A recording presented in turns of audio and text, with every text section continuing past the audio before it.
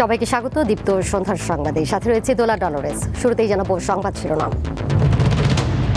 এখনো জমা হয়নি 10,000 লাইসেন্স করা অস্ত্র, ডিসি সম্মেলন শেষে জানালেন স্বরাষ্ট্রমন্ত্রী।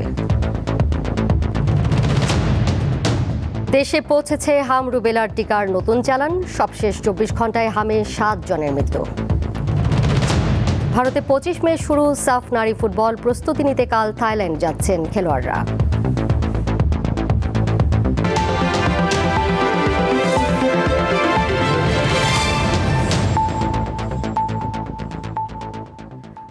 জমা দিতে বলার পরও 10,000-এরও মতো লাইসেন্স করা আগ্নেয়াস্ত্র জমা দেওয়া হয়নি বলে জানিয়েছেন স্বরাষ্ট্রমন্ত্রী সালাউদ্দিন আহমদ। এসব অস্ত্র উদ্ধার করে বাজেয়াপ্ত এবং মামলা করার জন্য জেলা প্রশাসকদের নির্দেশনা দিয়েছেন তিনি। 4 দিনের জেলা প্রশাসক সম্মেলনের শেষ দিন বুধবার রাজধানীর ওসমানী স্মৃতি মিলনায়তনে ডিসি সম্মেলনে অংশ নেওয়ার পর তিনি সাংবাদিকদের এসব কথা জানান। স্বরাষ্ট্রমন্ত্রী বলেন, অন্তর্বর্তী সরকারের সময় লাইসেন্স করা অস্ত্র ফেরত দিতে বলা হয়, তাতে দেখা গেছে 10,000-এর মতো লাইসেন্স করা অস্ত্র জমা দেওয়া হয়নি। মুসলিম গভর্নমেন্টের সময় যে লাইসেন্সভুক্ত অস্ত্র জমা দেওয়ার জন্য একটা চিঠি দেওয়া হয়েছিল মাঠ পর্যায়ে, তাতে দেখা গেছে 10,000-এর মতো লাইসেন্সভুক্ত আগ্নেয়াস্ত্র, লাইসেন্সকৃত আগ্নেয়াস্ত্র জমা প্রদান করা হয়নি। সেগুলোর বিষয়ে এই অস্ত্রগুলো উদ্ধারের জন্য এবং উদ্ধার করে সেগুলো বাজেয়াপ্ত করার জন্য, মামলা করার জন্য আমরা আবার তাদেরকে অনুরোধ করেছি। দেশে পৌঁছেছে হাম রুবেলার 15 লাখ ডোজ টিকা, এমনটি জানিয়েছেন স্বাস্থ্যমন্ত্রী সরদার মোহাম্মদ সাখাওয়াত হোসেন। বুধবার সকালে হজরত শাহজালাল আন্তর্জাতিক বিমানবন্দরে টিকার চালান গ্রহণ শেষে স্বাস্থ্যমন্ত্রী জানান, ইউনিসেফ এবং গ্যাভির সহযোগিতায় হাম রুবেলার 15 লাখ ও টিটেনাসের 90,000 ডোজ টিকা সংগ্রহ হয়েছে। আগামী 10 মের মধ্যে 1 কোটিরও বেশি টিকা দেশে আসবে বলে জানান তিনি। এতে প্রায় 1 বছর টিকার কোনো ঘাটতি হবে না। এদিকে আজও সারা দেশে 24 ঘন্টায় হাম ও হামের উপসর্গ নিয়ে 7 জনের মৃত্যু হয়েছে। এ সময় হাসপাতালে নতুন করে ভর্তি হয়েছে 1,281 জন। বিকেলে স্বাস্থ্য অধিদপ্তরের প্রতিবেদনে তথ্য জানানো হয়। প্রতিবেদন অনুযায়ী গত 15 মার্চ থেকে এই পর্যন্ত হামে 56 জনের মৃত্যু হয়েছে। একই সময় সন্দেহভাজন হামে মৃত্যুর সংখ্যা 268 জন।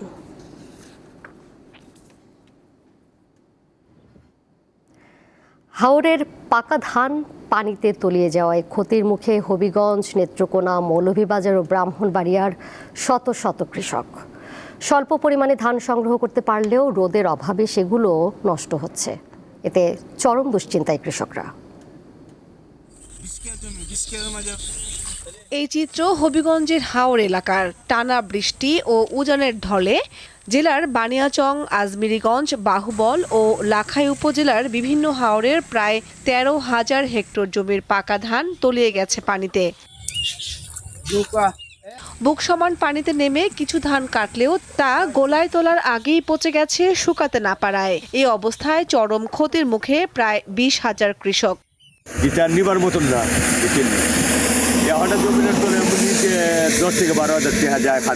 কামলা ভাই না বাই বাতি যা লুইয়া ধান ফান আনতেছি, এই অবস্থা। 1,000টা রুজ দিল, মানুষ যাইতো না। যা করছে বলতে পানি চলে গেছে, ধান আনে তো ব্যস্ত পাই না। 400 টাকা মন হয়, 400 টাকা ধানের মন। 12 কেজি মন ছিল, মনে হয় হারছি, আটটা সব তলে ধান ব্যস্ত আছে, ফসাই নাই, কেউ নেই না। 8 কার ফানের তলে কাছে আনছি না, ওদের কাটতে তুই আনতে পারি না, বুঝলেন? সব পানি হাত। মৌলভীবাজারের কাওয়া দিঘির হাওরে পানি না কমায় বাড়ছে কৃষকের হতাশা। অতিবৃষ্টি ও পাহাড়ি ঢলে প্লাবিত হয়েছে জেলার প্রায় 2,442 হেক্টর জমির ফসল। ক্ষতিগ্রস্ত হয়েছেন কমপক্ষে 18,000 কৃষক।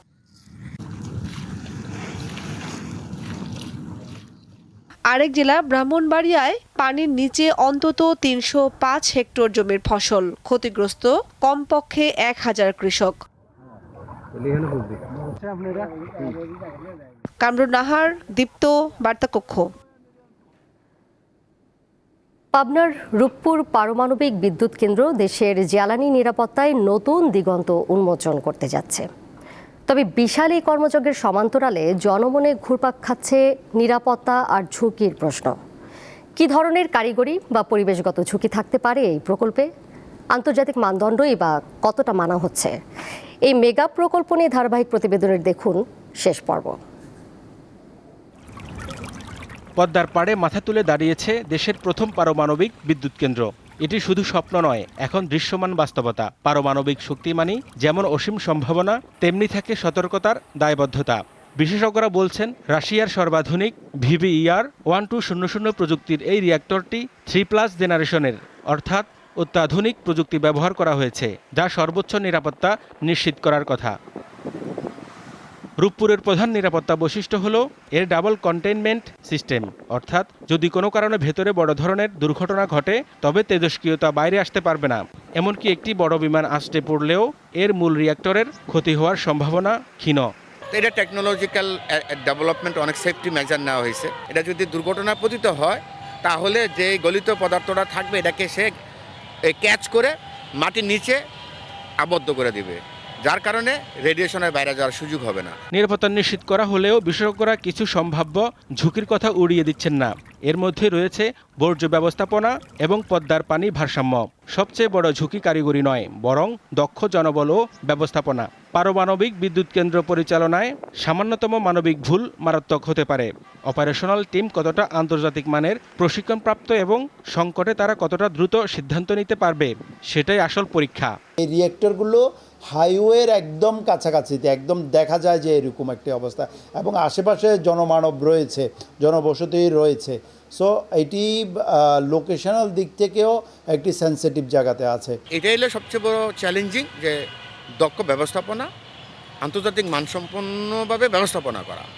অন্য অন্য ইন্ডাস্ট্রির মতো যদি ব্যবস্থাপনার মতো রেওয়াজটা চালু রাখে তাহলে কিন্তু আমরা রিস্ক মুক্ত হতে পারবো না। মেনটেন্যান্স অপারেশনের অনিশ্চয়তা, কারা করবে এবং সেই জ্বালানির বর্জ্য কোথায় নিয়ে যাবে সেটা কিন্তু জানি না, এবং সেটার জন্য খরচ কী পরিমাণ ধরা হবে সেটা কিন্তু আমরা জানি না। It's a part of the national security. Energy expert থেকে শুরু করে, রেডিয়েশন এক্সপার্ট থেকে শুরু করে, সরকার একটা ইন্ডিপেন্ডেন্ট ইভ্যালুয়েশন কমিটি থাকা উচিত। রূপপুর বিদ্যুৎ কেন্দ্র থেকে পারমাণবিক বোমা তৈরি করা যাবে কিনা এমন প্রশ্নের জবাবে পরমাণু বিশেষজ্ঞরা জানান, কখনোই সম্ভব নয়। দুটোর প্রযুক্তি আলাদা।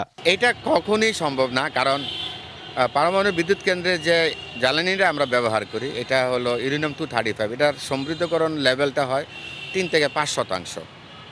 তো পারমাণবিক বোমা বানানোর জন্য এই ইউরেনিয়াম-235-এর এনরিচমেন্ট লাগে 90%-এর উপরে।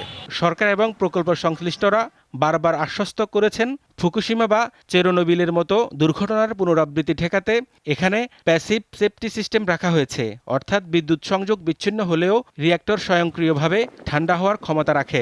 নিরাপত্তার প্রশ্নে ছাড় দেওয়ার কোনো সুযোগ নেই, এটি বিশেষজ্ঞদের প্রধান অভিমত। আধুনিক প্রযুক্তি ব্যবহারের পাশাপাশি প্রাকৃতিক দুর্যোগ মোকাবিলা এবং দক্ষ জনবল তৈরি হবে রূপপুরের প্রকৃত সুরক্ষা কবচ। হেদায়েতুল্লাহ সীমান্ত, দীপ্ত সংবাদ, ঢাকা। একীভূত হওয়া ব্যাংকগুলোর আমানতকারীদের অর্থ ফেরতের দাবি জানিয়েছেন ভুক্তভোগীরা। দুপুরে বাংলাদেশ ব্যাংকের সামনে কর্মসূচিতে তারা এই দাবি জানান। ভুক্তভোগীরা বলেন, অর্থ ফেরত না পাওয়ায় বিভিন্ন দুরারোগ্য রোগের চিকিৎসা থেকেও বঞ্চিত হচ্ছেন তারা। এছাড়া চিকিৎসার অভাবে এরই মধ্যে একাধিক আমানতকারীর মৃত্যু হয়েছে। আমানতকারীদের অর্থ আগামী জুলাইয়ের মধ্যে ফেরত দেওয়ার দাবি জানান তারা।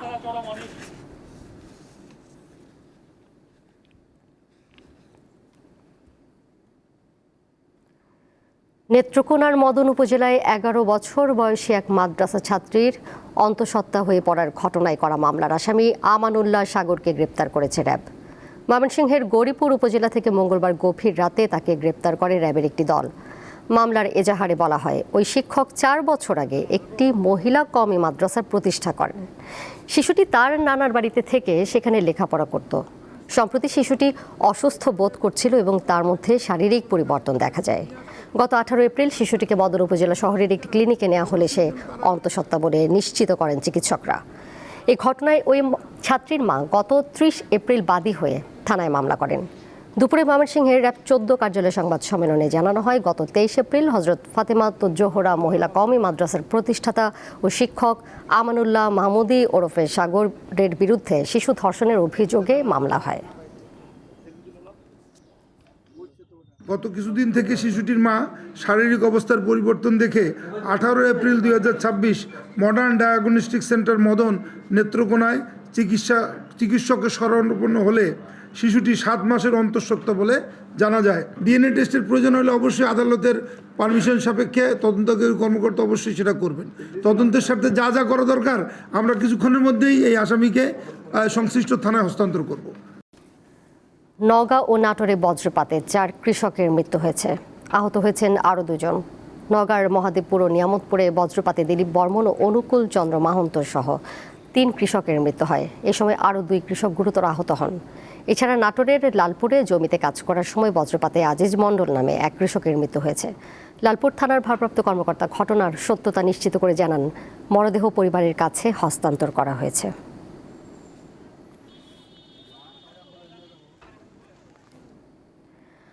আগামী 8 মে চট্টগ্রামের ইস্টার্ন রিফাইনারি চালু হবে বলে জানিয়েছেন বিপিসির চেয়ারম্যান মোহাম্মদ রেজানুর রহমান। সকালে এলপি গ্যাস লিমিটেড ও ইস্টার্ন রিফাইনারি পরিদর্শন শেষে তিনি আরও বলেন, অপরিশোধিত জ্বালানি তেল নিয়ে এখনও জাহাজ বহির্নোঙরে পৌঁছেনি, তবে দ্রুতই এটি নোঙর করে খালাস শুরু করবে। এ সময় এলপি গ্যাস লিমিটেডের বর্তমান সক্ষমতা 3 গুণ বাড়ানোর বিষয়ে কাজ চলছে বলেও জানান তিনি।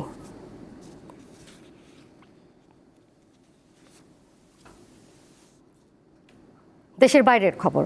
ভারতের পশ্চিমবঙ্গের নতুন মুখ্যমন্ত্রী কে হবেন তা নির্ধারণ করতে এবার রাজ্যটিতে সফরে আসছেন কেন্দ্রীয় স্বরাষ্ট্রমন্ত্রী অমিত শাহ। ভারতীয় সংবাদ মাধ্যম আনন্দবাজার জানিয়েছে, এবারের ভোটে জয়ের পর পশ্চিমবঙ্গের পর্যবেক্ষকের দায়িত্ব দেওয়া হয়েছে অমিত শাহকে। সহ পর্যবেক্ষক হয়েছেন ওড়িশার মুখ্যমন্ত্রী মোহন চরণ মাঝি। নির্বাচনে জয়ীদের সাথে বৈঠক করবেন তারা। সেখানেই নির্ধারণ হবে পশ্চিমবঙ্গের মুখ্যমন্ত্রী কে হবেন। আগামী 9 মে অনুষ্ঠিত হবে নবনির্বাচিত বিধায়কদের শপথ অনুষ্ঠান। ওই দিন রাজ্যে আসবেন প্রধানমন্ত্রী নরেন্দ্র মোদী। আনন্দবাজার আরও জানিয়েছে, মুখ্যমন্ত্রী হওয়ার দৌড়ে এগিয়ে রয়েছেন শুভেন্দু অধিকারী।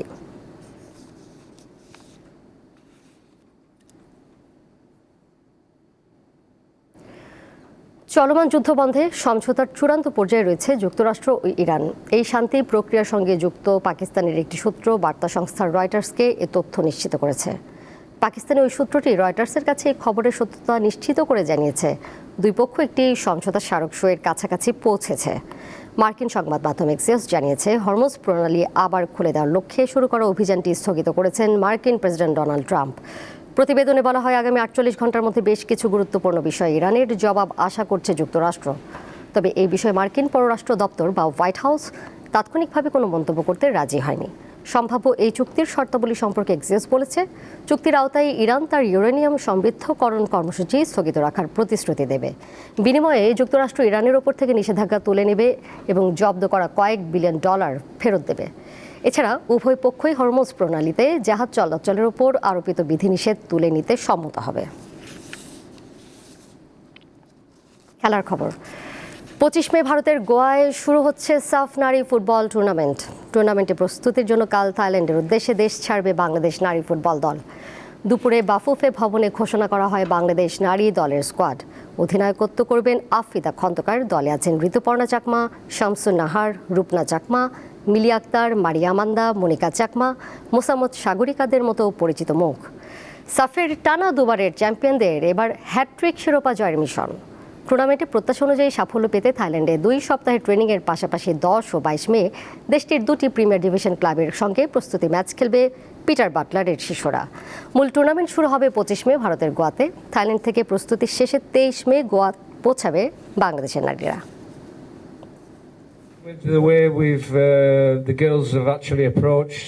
মর্যাদার একটা টুর্নামেন্টে পরপর 2বার কোচের দায়িত্বে থাকা আমার জন্য সম্মানের। প্রস্তুতি দারুণ এবং প্রত্যাশা রাখি এবারও মেয়েরা দারুণ কিছু করবে।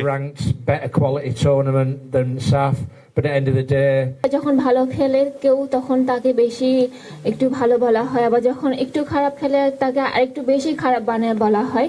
আমাদের দেশে এই স্বভাবটা আছে সবার। তো আমি চেষ্টা করব যাতে মানুষের একটু চিন্তা ভাবনাটা বদলানো যায়, যাতে তাকে উৎসাহ দেওয়া যায়।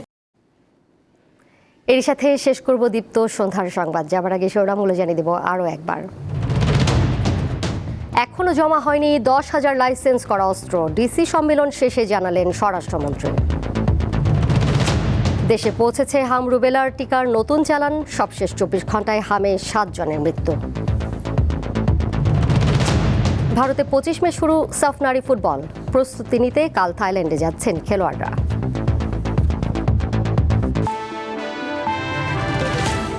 এই ছিল এখনকার মতো। পরের সংবাদ দেখবেন রাত 11টায়। এছাড়াও আরও তথ্য এবং বিনোদনের নানা খবর জানতে যুক্ত থাকুন দীপ্ত ডিজিটাল প্ল্যাটফর্মে। ধন্যবাদ সবাইকে।